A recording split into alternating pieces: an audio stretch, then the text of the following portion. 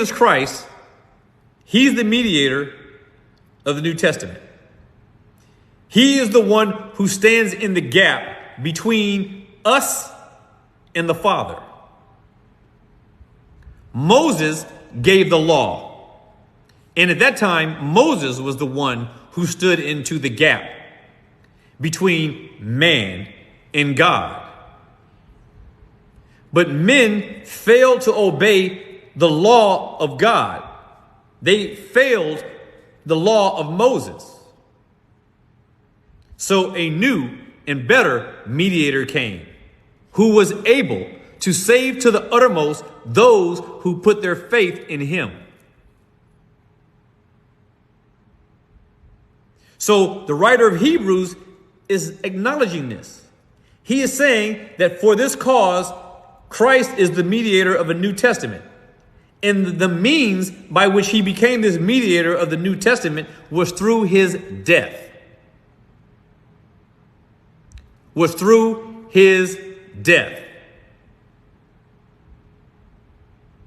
And then it says what the reason for his death was. It was for the redemption of the transgressions that were under the first testament, so that they which are called might receive the promise of the eternal inheritance. I'm not sure, and I don't want to assume what anyone knows or does not know. Covenant and testament are words that are used synonymously. In modern speak, we would call it a will. A will. And the one who writes this will, their own will, to give to their inheritance what belonged to them after they die, that person is called a testator. Christ is the testator.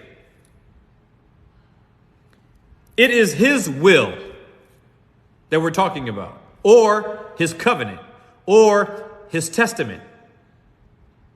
Testament, will, covenant, same thing.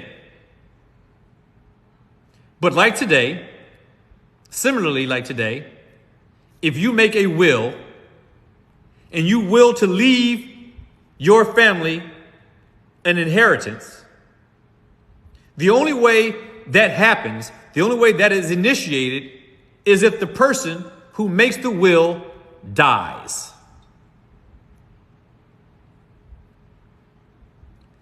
So when it says that Jesus Christ is the mediator of the new covenant or the New Testament, and the inheritance is eternal life, in order for his children, for whom he is establishing his testament or covenant, in order for them to receive the inheritance that he is leaving them, he, being the testator, must die. And that is exactly what he did at Calvary. Jesus went to the cross to finish the transgressions. How? By dying. For what purpose? For the redemption of the transgressions that were committed under the old covenant, which all of us are under still, if we have not turned to Christ in faith. Jesus, like one brother says, or sister, I can't see, Jesus fulfilled the covenant on the cross.